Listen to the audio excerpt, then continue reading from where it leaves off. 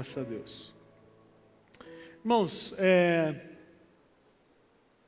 semana passada a gente falou sobre fé. A gente falou sobre o capítulo 11 de Hebreus. E a gente está num momento de Hebreus um pouco diferente, que ao invés de ir versículo a versículo, a gente está sobrevoando o capítulo 11 e descendo e sobe, helicóptero. A gente vai sobrevoando o capítulo todo e estamos trazendo de fato o que o texto ensina a respeito de fé. Então, o que principal a gente falou semana passada, que a gente vai revisitar hoje, para que o conceito esteja bem esclarecido para a gente. Que fé não é a fé que as pessoas dizem por aí que tem fé. Aliás, a fé bíblica, que a Bíblia chama fé bíblica, ela não é a fé que as pessoas nas religiões, inclusive nas evangélicas, dizem que tem. O que é fé? A nossa reflexão da semana passada foi sobre isso. O que é fé? E a gente chegou à conclusão juntos, em cima do texto de Hebreus 11, que fé é três coisas. Eu sei que o português ficou esquisito, mas é isso. Fé é alguma coisa com três pés. Necessariamente tem que ter os três para ser fé. Se não tem um dos três, não é fé. Então, semana passada a gente colocou nesse lugar aqui, primeiro pilar sobre a fé é a promessa de Deus, a voz de Deus, a garantia de Deus, aquilo que Deus disse que ia fazer, que vai fazer, está aqui nesse lugar aqui, e se não tiver isso, não é fé.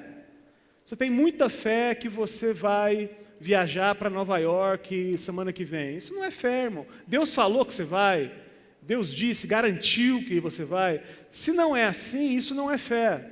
Eu não estou dizendo que essa garantia ela é só bíblica, ela é principalmente bíblica. Mas às vezes você pode também Deus falar diretamente com você lá no seu banheiro e você ter convicção que Deus quer de você é isso, e aí a partir da que Deus falou com você, você faz o quê? Alguém lembra aqui? Se engaja.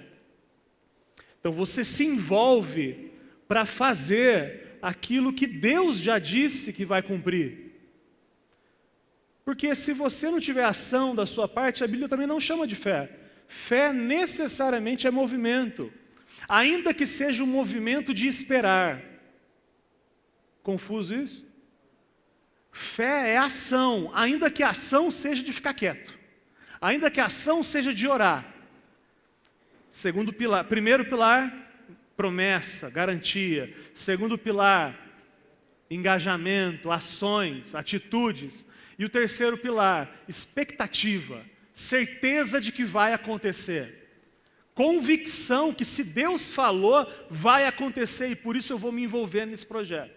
Deus falou, é o suficiente para eu descansar de que vai acontecer. E se Ele falou e vai acontecer, eu me envolvo naquilo que Deus falou e que vai acontecer. Diga amém. Isso é fé. Então, no meu texto, eu coloquei assim, fé é uma ação sua na certeza que vai acontecer porque Deus disse.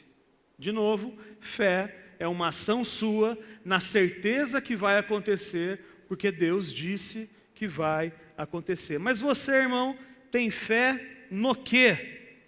No que você tem fé? Você tem fé para quê? Para que você tem fé? Quais são as suas atitudes de fé? O que na sua vida você faz que você fala assim, isso aqui é por fé? Lembrando, filtrando, que tem que ter esses três pilares aqui. Tem que acontecer desse jeito aqui que a gente falou. Porque se isso que você diz que tem fé, nisso que você diz que é uma atitude sua de fé, ela não pode ser algo infundado, não pode ser algo infundado. No passado eu já achei que fé, eu já falei isso, que fé era dar um passo no abismo. Fé, um abismo, e eu dou um passo no abismo. E aí quando eu piso, o chão surge. Mas eu não acho que é isso. Só é isso se Deus mandou eu andar em cima do abismo, aí pode ser que seja isso. Então a fé não é uma coisa assim infundada, do nada, eu tenho muita fé que eu vou casar, eu tenho muita fé que eu vou... O que você tem? O que você já disse que você tem fé que é uma bobagem? O que você já teve? É isso aí, isso que você está pensando. Então não pode ser alguma coisa infundada, não pode ser sem convicção, não pode ser desanimado, tem que ser convicto, porque se Deus disse, se tem fundamento, Deus disse vai acontecer. E também não pode ser passivo, não pode ser uma coisa que eu simplesmente deixo rolar. Hebreus 11:1, por favor, o Luizão não está aí na lista, mas por favor leia, 11:1. Tem que estar fundamentado, tem que ter certeza que vai acontecer e eu me envolvo nisso. Leia aí, por favor. Ora, a fé é a certeza daquilo que esperamos e a prova das coisas que não vemos. Certeza daquilo que nós esperamos e a prova, a convicção das coisas que não vemos. Então, irmãos, foca em mim. Atitudes que têm origem em você, atitudes que têm origem em mim, não são fé, não é fé. É obras mortas, são obras mortas, segundo o que a gente já aprendeu em Hebreus. Tudo aquilo que você faz na sua força, aquilo que você faz sem o que Deus falou para você fazer, aquilo que você faz, isso não é fé. Isso a Bíblia chama de obra morta, ainda que pareça coisas boas, ainda que pareça que é um negócio legal. Se tem origem em você e não origem em Deus, não é uma boa coisa, Ricardão, não é bom, é uma obra morta. Porque pode uma fonte ruim dar água boa? A Bíblia fala isso, é impossível. É impossível. Quando aquele que não crê, isso é uma coisa importante, presta atenção que é legal isso aqui. Quando aquele que não crê pratica uma obra boa, ele está pecando. Olha que doido isso aí. Só acaba com a religião, hein? Acaba com as boas obras religiosas. Vou falar de novo. Quando alguém que não crê, alguém que não é filho de Deus, faz uma obra boa, é pecado. Porque faz para a sua glória. Porque faz glorificando a si mesmo e não glorificando a Deus. Porque faz e se sente uma delícia quando faz. Porque faz e conta para os outros que fez. Obras mortas. Porque glorifica o homem e não o Criador. Tudo o que você faz, que de fato é uma atitude de fé, não é você fazendo, é Cristo fazendo em você. Toda boa obra, toda atitude de fé que se manifesta na sua jornada, glorifique a Deus por isso, porque isso não vem de você, isso vem de Jesus através de você. Diga amém, irmãos. Mesmo, isso é importante entender isso. Por isso que não sobra nada. Tem um texto de Coríntios que fala assim, o que te faz diferente? Se tudo que você tem foi Deus que te deu, por que você se gloria como se você não tivesse recebido? Essa é a jornada nossa, de saber que aquilo que de fato é uma boa coisa, Temer, aquilo que de fato é uma obra de fé, isso não foi você que fez, foi Jesus que fez através da sua vida. Por quê? Porque naturalmente você é um garotinho acovardado e mimado. É isso que você é. Eu não vou falar para você cutucar o irmão do lado e falar que ele é um garotinho acovardado e mimado, porque os irmãos não gostam. O Sandro só que gosta que eu fale isso. Chico, vira para trás e diga, você é um garotinho. A gente já tratou aqui aquela história de Davi e Golias. E as igrejas dizem assim, você como Davi vai vencer. Não é isso que o texto ensina. Golias se levanta contra Davi. E quem é a figura Davi? Davi está apontando para Cristo. Porque aonde que eu estou? Eu estou lá nas fileiras, escondido, acovardado e mimado, morrendo de medo. Quem vai lá vencer o Golias não sou eu, é Cristo que vai. Você não tem capacidade para isso, irmão. Você não tem capacidade para isso. Então, irmãos, fé não é um meio de eu conseguir tudo o que eu quero. Mas o que é fé? É a capacitação para nós sermos o que nós precisamos ser. E eu mudei o pronome no meio de propósito. Presta atenção. Fé não é um meio de eu conseguir tudo o que eu quero. Não. Fé é a capacitação para nós sermos o que nós precisamos ser. Por que eu disse isso? Por que mudou? Porque a fé cristã, ela necessariamente ela é uma fé coletiva. Não existe vida cristã sozinho. A não ser numa situação muito específica, você está preso na Mongólia por pregar o evangelho. Mesmo assim, você vai pregar para os guardas, os caras vão crer e vai virar uma igreja lá dentro. Não existe fé cristã sozinho. A fé cristã, ela necessariamente ela é uma fé coletiva, necessariamente ela se expressa nos relacionamentos. Necessariamente. Deus escolheu ser amado por mim e em você. Deus me dá dons para você, Deus te dá dons para mim. Essa é a jornada do congregar. É disso que a Bíblia fala. Não existe esse papo de desigrejado, irmão. Entenda que eu entendo você estar desinstitucionalizado. Eu entendo. Mas todo mundo que fala assim, presta atenção, vou falar agora. Presta atenção, isso é legal. Isso é bom. E você? Como é que você está a sua fé? Que igreja que você está indo? Não, eu estou firme na fé, mas eu não vou a igreja nenhuma. Falei, que legal, tudo bem, é possível. Eu realmente acredito que é possível. Eu acho que é possível alguém crer em Jesus e não vir num domingo às 18 horas aqui. Eu acho que é possível. E aí eu sempre pergunto assim, tá bom, me diga então qual foi a última vez, ou melhor, qual a periodicidade que você senta com outros irmãos que também creem em você, e vocês oram junto, vocês choram junto, vocês compartilham a palavra, e vocês compartilham o salário uns para os outros também, vocês ofertam mutuamente uns aos outros. Quando que acontece isso? Ah, Lucas, já faz aí mais de ano já.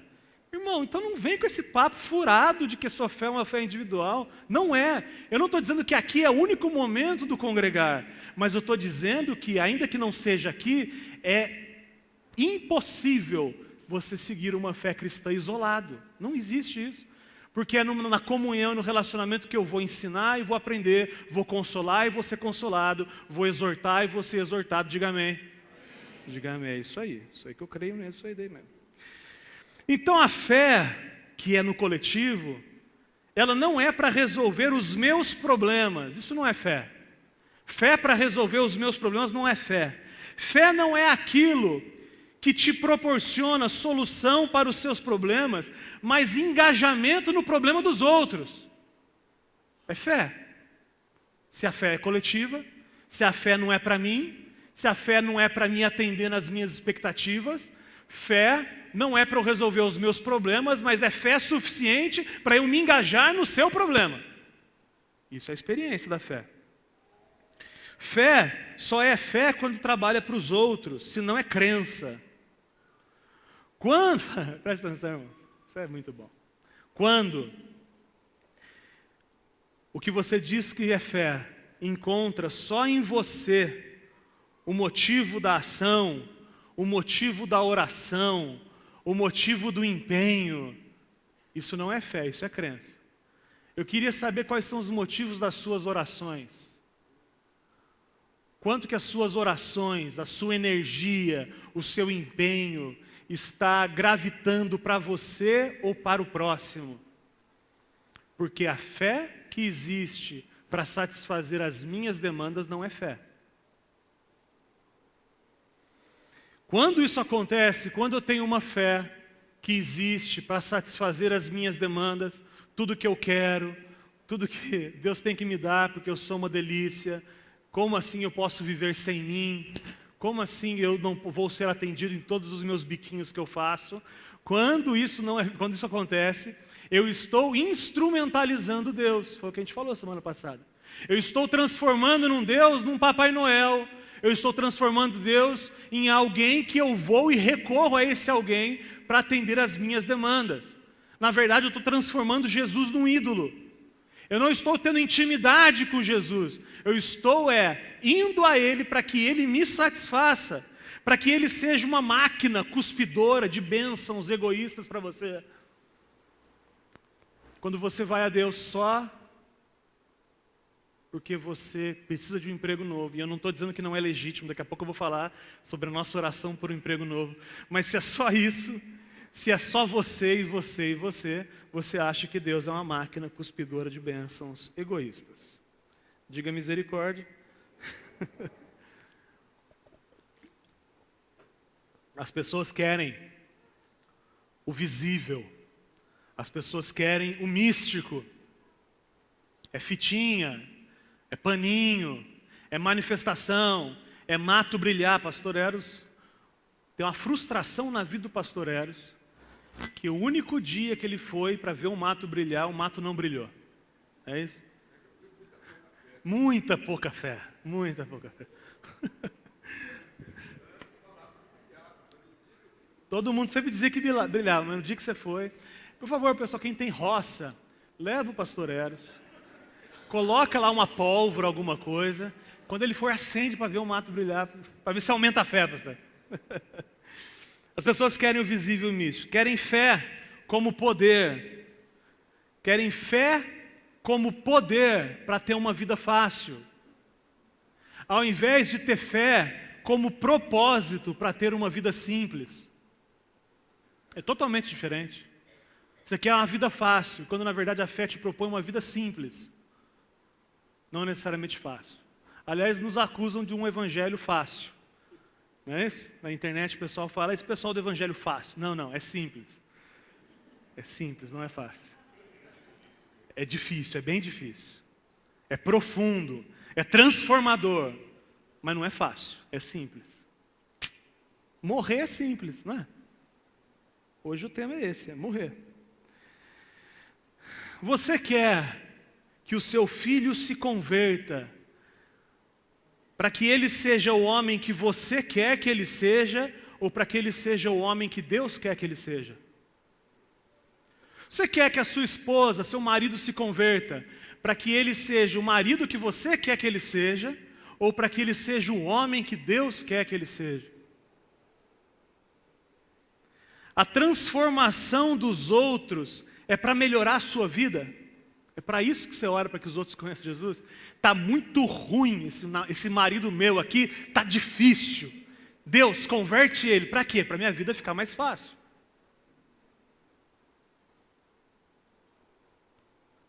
A transformação dos outros é para melhorar a sua vida, é isso mesmo? Esse é o objetivo? Porque se é verdade, então você se acha o centro do mundo. Sendo verdade isso, você é o centro do seu universo. E aí você busca mais fé, entre aspas, para que esse Deus, entre aspas, trabalhe para você. Porque você precisa ter uma vida mais fácil. E na verdade, então, você é Deus e Jeová é o seu criado. Jeová está à sua disposição. Legal. Você acabou de criar mais uma religião, onde você é o ser a ser adorado. Que Deus nos livre, irmão, dessa falsa fé. Diga amém.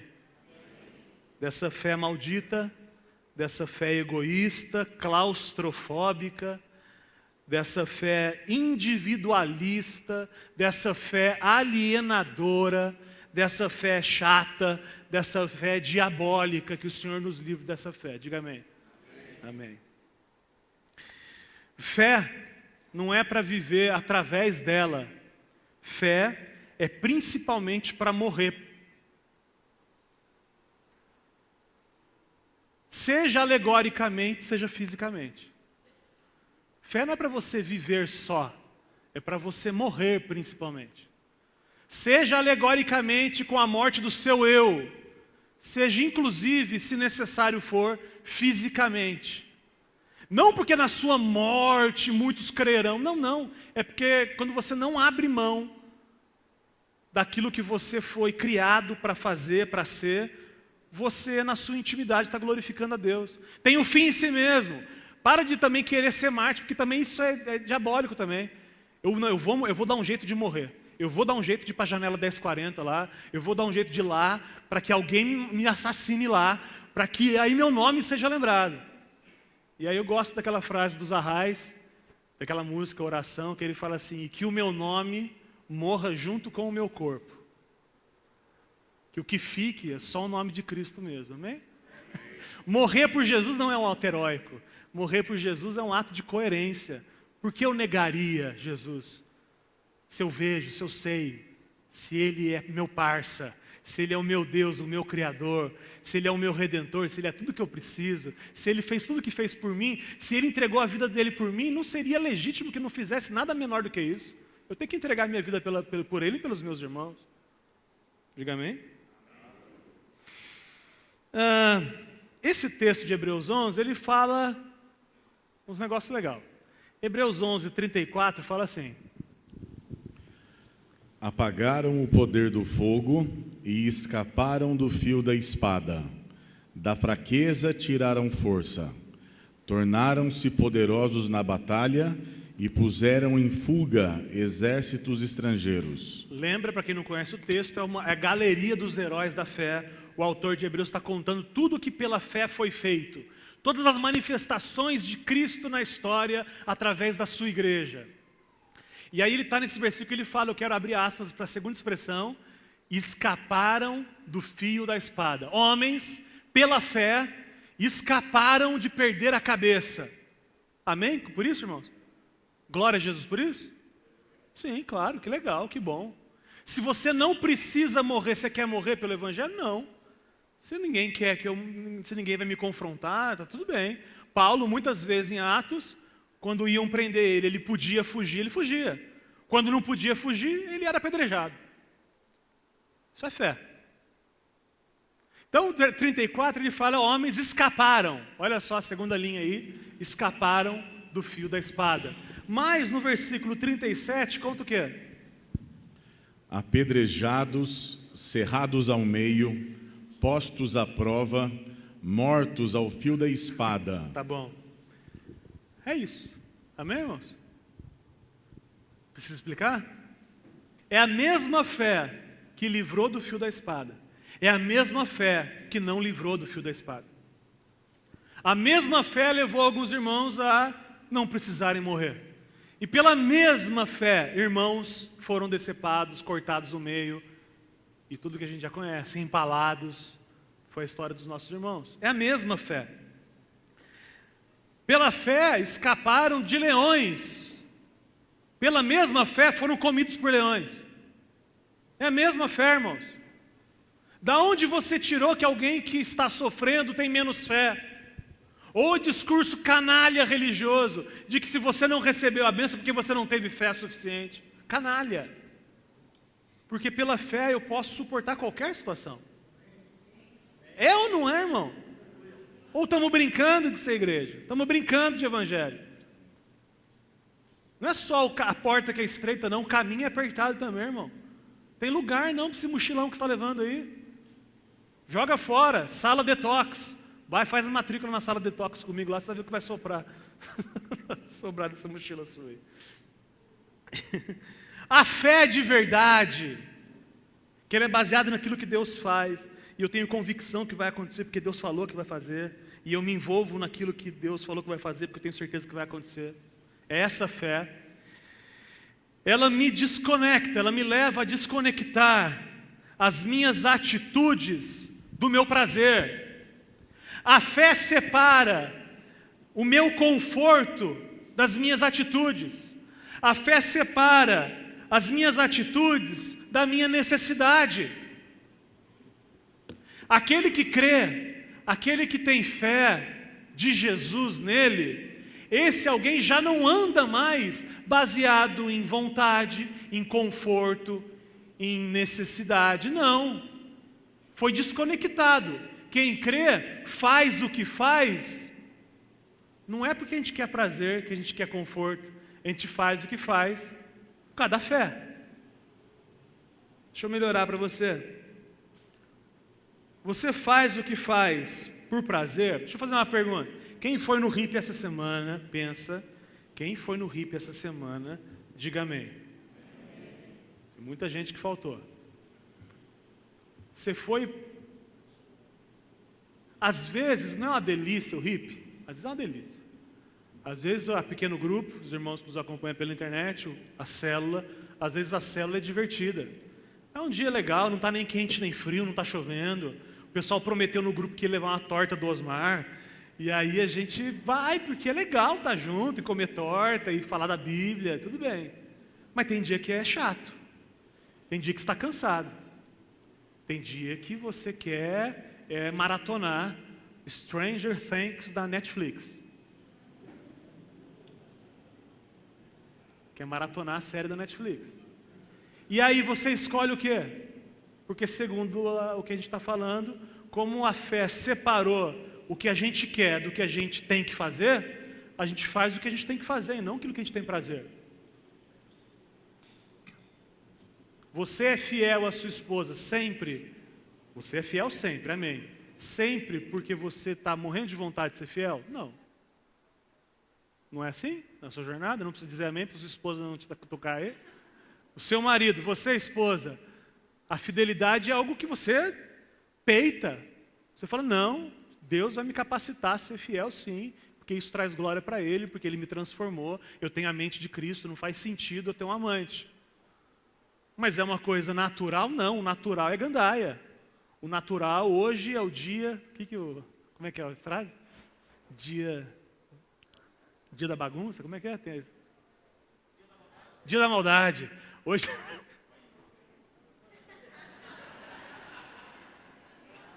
Como é que você sabe isso aí, Eli?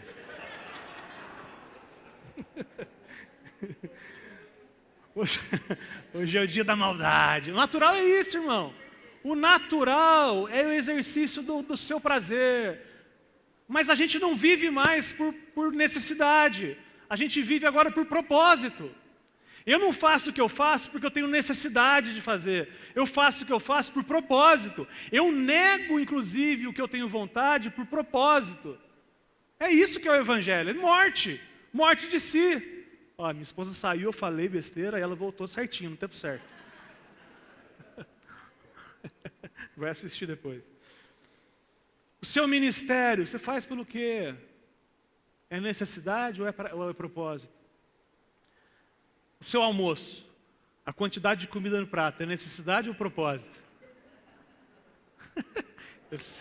Eu sempre uso a comida para mostrar que eu estou batendo em mim também. É isso. É isso. 70% do seu primeiro prato já resolveu o seu problema de propósito, de alimentação. Agora, o segundo, o terceiro prato, irmão, é a necessidade não é nem física, é da sua compulsão diabólica, que você precisa botar isso para dentro.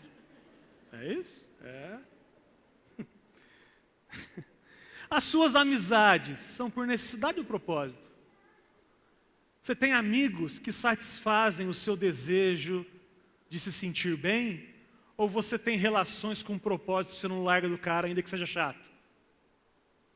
Porque se é necessidade, seu amigo te satisfaz, você não gosta do seu amigo, você gosta de você. Você está com ele enquanto ele satisfaz você. Na hora que ele deixar de satisfazer, você troca de amigo. Aliás, você está com a sua esposa enquanto ela satisfaz você. A hora que ela deixar de satisfazer você, você troca de esposa. Aliás, você tudo isso está na igreja enquanto ela satisfaz os seus desejos, os seus anseios.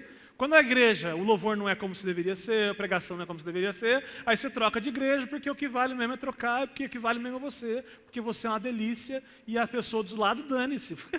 A pessoa do lado só está ali do lado para fazer um coro na música para mim, para eu ficar arrepiado. Porque na verdade eu estou orando aqui mesmo, é por mim. A igreja desenvolveu isso, já falei aqui, vou repetir.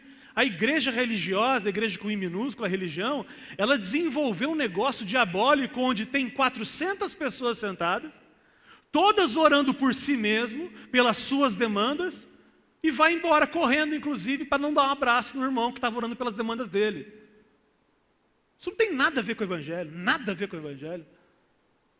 Se a gente não se reunir aqui de fato, para a gente criar oportunidades aqui, para ir depois comer alguma coisa junto, tá o gordo de novo, né? Mas, desculpa, comer junto é espiritual mesmo, a Bíblia fala, não, verdade.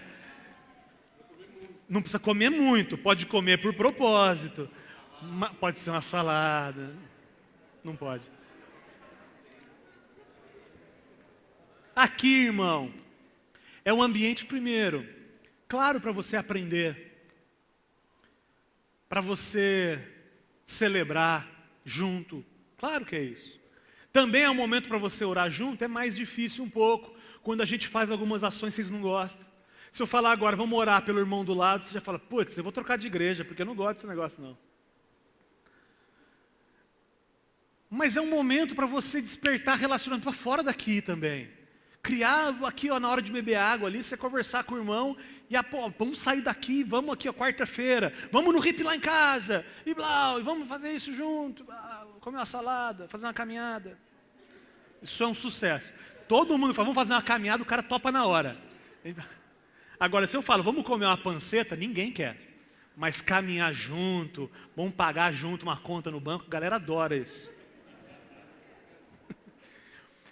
A fé separou o nosso prazer, o nosso conforto das nossas atitudes. Então nós temos atitudes não baseadas no nosso conforto, no nosso prazer. Nós temos atitudes baseadas na maturidade que Deus nos dá de escolher certo, porque é o jeito certo de fazer. Porque se Deus disse que vai edificar a igreja, eu vou me engajar nessa edificação.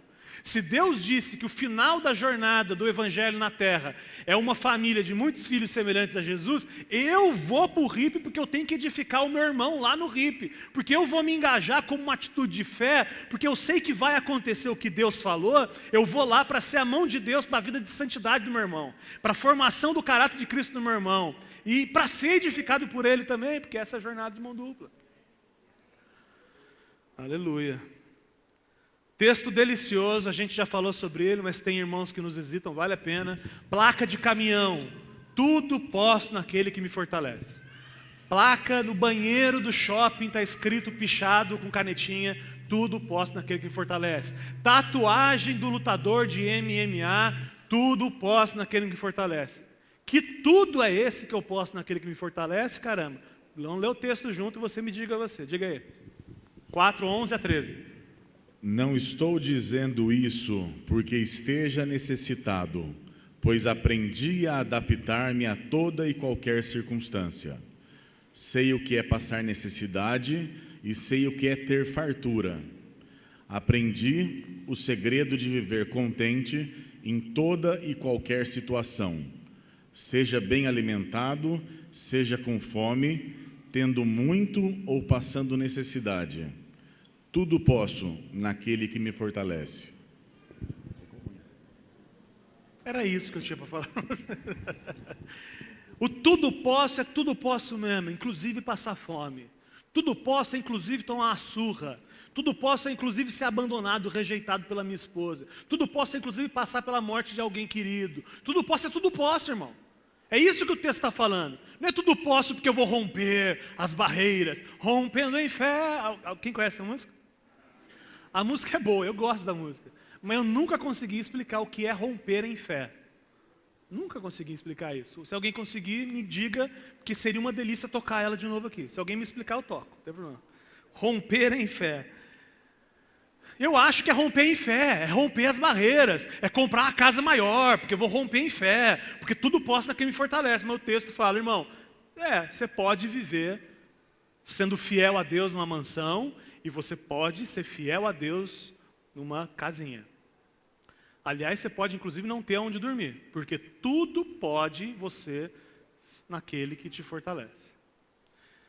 A nossa experiência terrena, humana, ela é recheada de situações extremamente desagradáveis. Diga misericórdia, isso é verdade.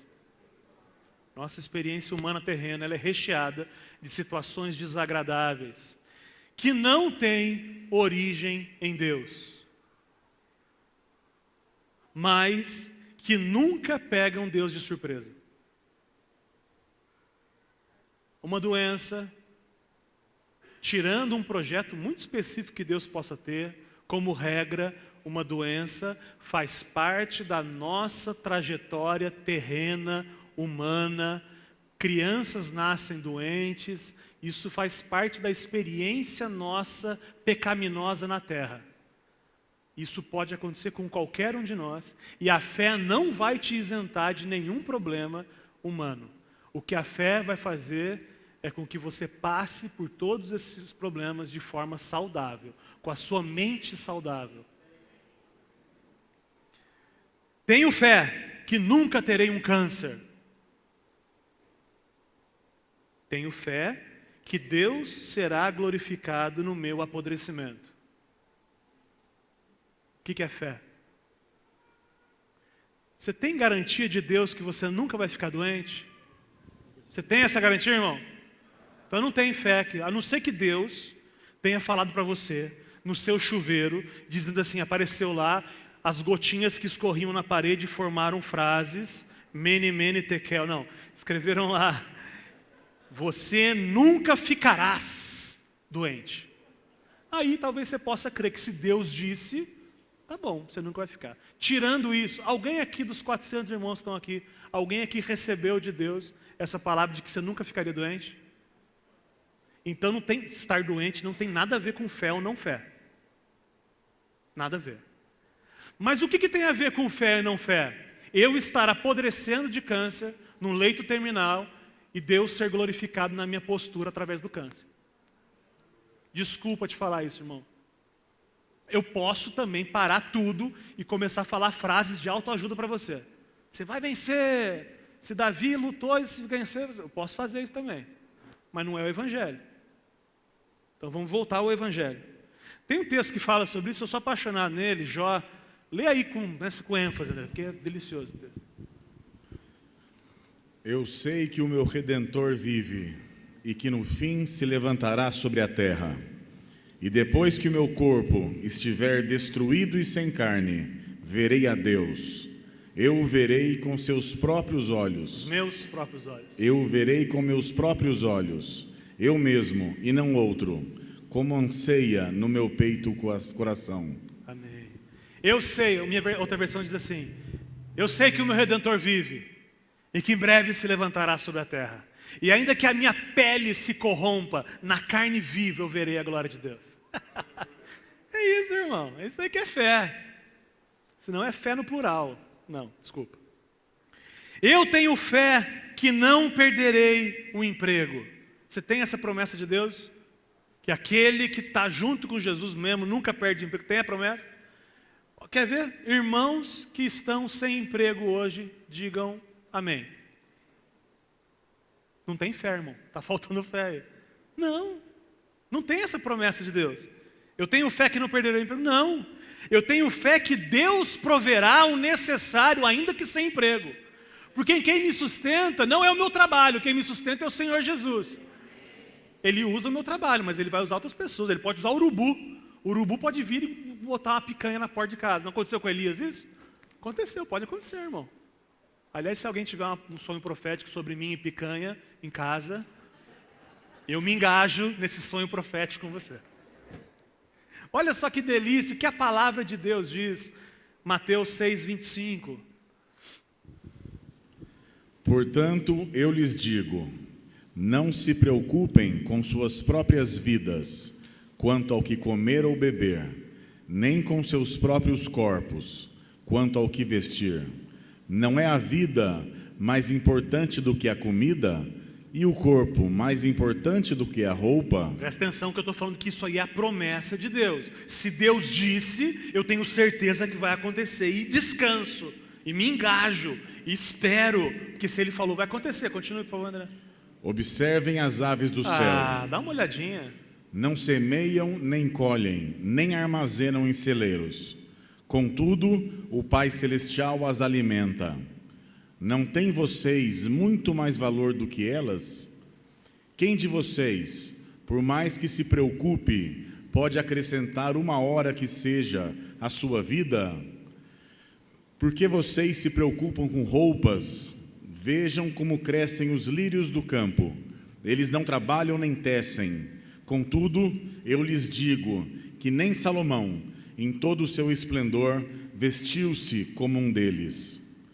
Se Deus veste assim a erva do campo, creia, que hoje existe e amanhã é lançada ao fogo, creia, não vestirá muito mais a vocês, homens de pequena fé? Portanto, não se preocupem dizendo, que vamos comer, ou que vamos beber, ou que vamos vestir, pois os pagãos é que correm atrás dessas coisas. Peraí. Quem corre atrás disso? Os pagãos. Quem corre atrás disso, quem corre atrás disso é o macumbeiro. Não no sentido do macumbeiro, é quem não é cristão. Quem corre atrás disso é o mundano. Quem corre atrás disso é eles, é o pagão. Isso não é coisa de crente. Crente que eu digo não evangélico, aquele que crê. Essa preocupação exagerada sobre comer, beber e vestir não é coisa de cristão. Porque se Deus disse que ia cuidar, Ele vai cuidar. Amém. Continue, por favor. Pois os pagãos é que correm atrás dessas coisas, mas o Pai Celestial sabe que vocês precisam delas. Busquem, pois, em primeiro lugar o reino de Deus e a sua justiça, e todas essas coisas lhes serão acrescentadas. Só um parênteses, que vocês já sabem. Amém? Busque o Senhor e a sua justiça, e todas as coisas serão acrescentadas. Não. Busque o Senhor e a sua justiça, e todas estas coisas vos serão acrescentadas. Que coisas são estas? Comer, vestir e beber. Amém. O basicão, diga amém. Amém. Outback não é promessa de Deus, diga amém. Mas se alguém tiver um sonho profético, quiser que eu me engaje junto, por favor. 34 para terminar.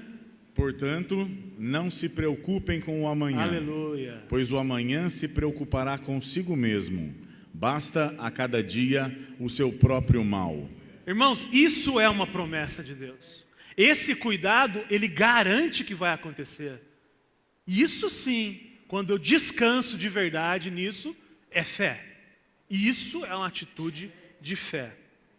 Alguém diria, tenho fé que meus filhos não vão morrer. E eu diria, tenho fé que eu não serei esmagado pela dor caso aconteça. Eu serei alguém lúcido pela fé. Não podemos garantir que isso não vai acontecer. Tem uma frase de um pastor que perdeu seu filho e falou assim: como é que você consegue estar tão íntegro depois de perder o seu filho de 20 e poucos anos no acidente? E ele falou assim, abre aspas, é porque os meus filhos não são a razão da minha vida. O Senhor Jesus é a razão da minha vida. Esse eu não posso perder jamais. Mas os meus filhos, se vierem a faltar, eles não são a razão da minha vida. O meu Senhor vai prover o necessário para que eu não enlouqueça na morte dos meus filhos.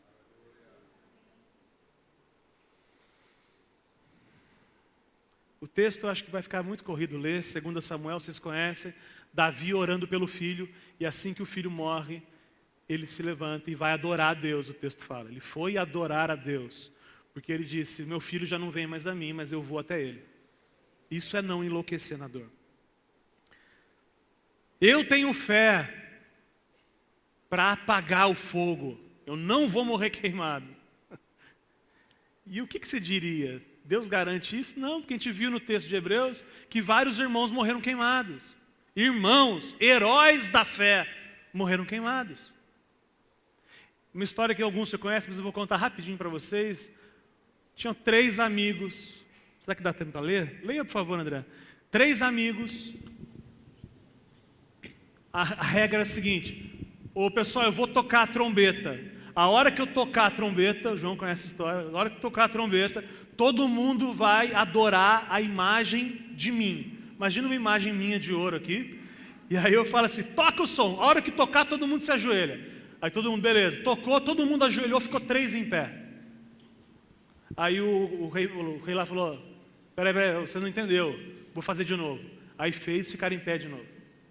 E aí alguém diria assim, esses irmãos têm fé, eles vão apagar o fogo. E aí qual é a resposta deles, por favor, André? Daniel 3, 16 a 18.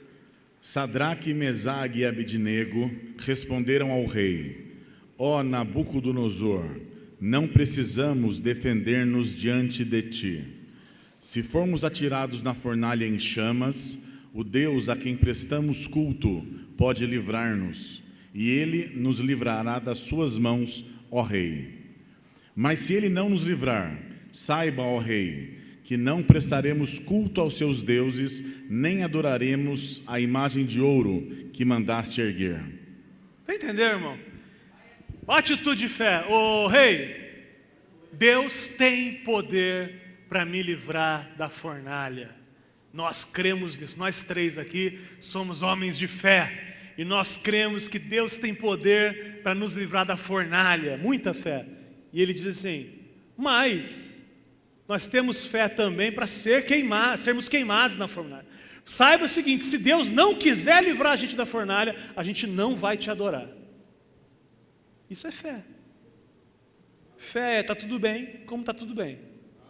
Eu só não vou abrir mão daquilo que eu creio, porque é fé.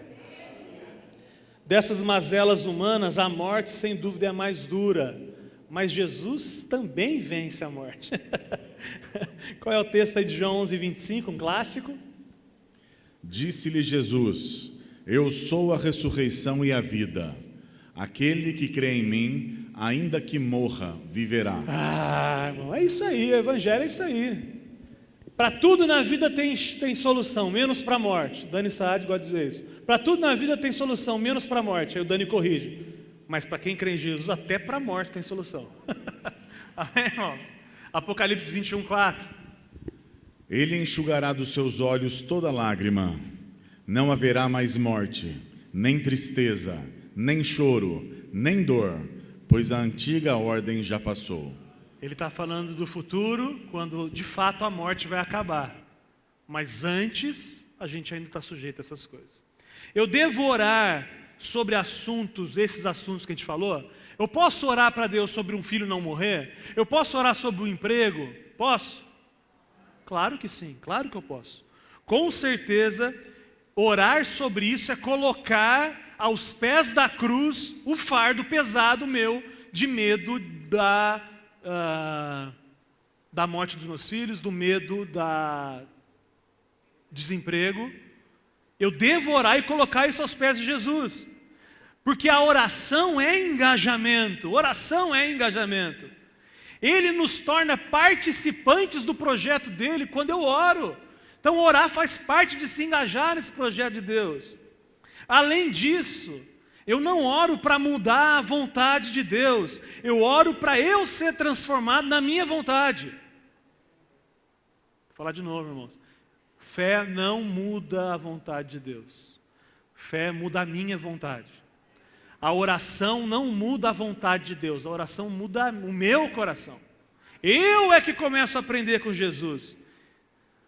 Lala me falou essa semana uma frase que eu anotei e falei, preciso falar sobre isso. Ela falou assim, devo orar, mas Deus sabe de tudo.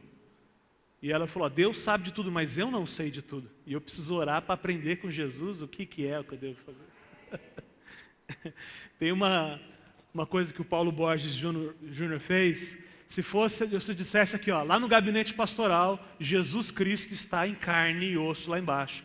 E falou que vai atender todo mundo aqui. Pode fazer a fila aí, que ele vai conversar com todo mundo. Aí faz a fila, eu acho que todo mundo iria, né? Porque a gente tem uma relação com ele, assim, por fé, de muita intimidade, assim, mas seria muito legal ouvir a voz dele, não seria? Seria legal abraçar. Seria legal abraçar Jesus? Olha que legal. Aí na fila te dão uma folha e uma caneta. Reflexão que o Paulo Borges faz. Te dão uma folha e uma caneta.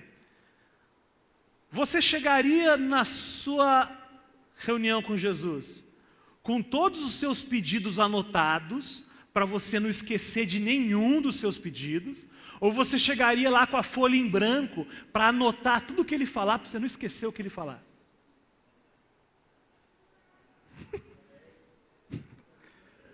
O que você faria, irmão? Porque a nossa oração é isso, a gente chega e descarrega uma lista, isso aqui, ó. Ao invés de chegar assim e ficar quietinho esperando, Jesus, pode falar. Não entendi, não estou ouvindo. Fala mais alto, não estou, de novo. É isso. Fica lá na intimidade para ver se você não vai ter certeza. Uma folha cheia é crença, é fideísmo. Uma folha vazia é fé. Para terminar, eu vou ler um texto que eu comecei a escrever, não terminei, mas quem sabe um dia eu termino. É um diálogo entre um neófito. O que é um neófito? Alguém que acabou de crer, acabou de nascer de novo. Uma conversa entre um neófito e o Criador. E eu comecei assim, é um diálogo, tá? Ok? Diálogo. Cada frase é de um. Agora que eu criei, não terei mais problemas. Deus, acho que você entendeu errado. Mas o pastor disse. Deus, então, ele não tem uma procuração minha.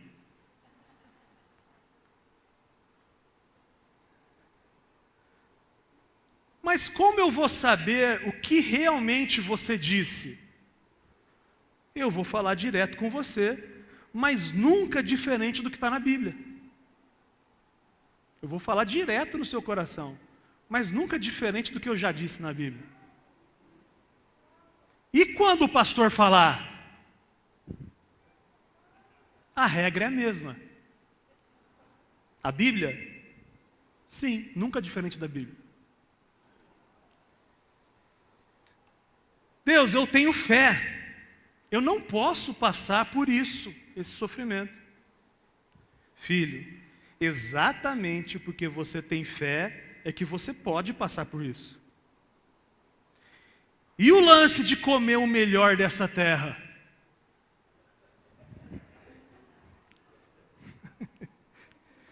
Sim, se alimentar de mim.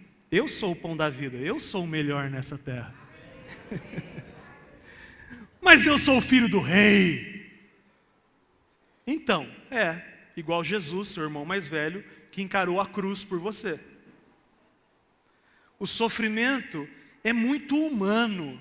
E eu sou espiritual.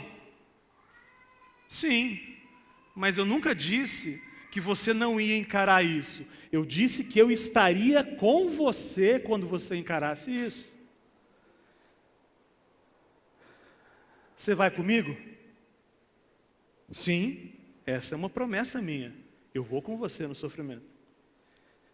Quer dizer, então, que eu não vou sofrer? Não disse isso. Então eu não vou morrer. Também não disse isso. Mas aquele que crê em mim, ainda que morto, viverá. Amém? Vamos fechar os olhos para lá, pessoal. Salva de palmas ao Senhor.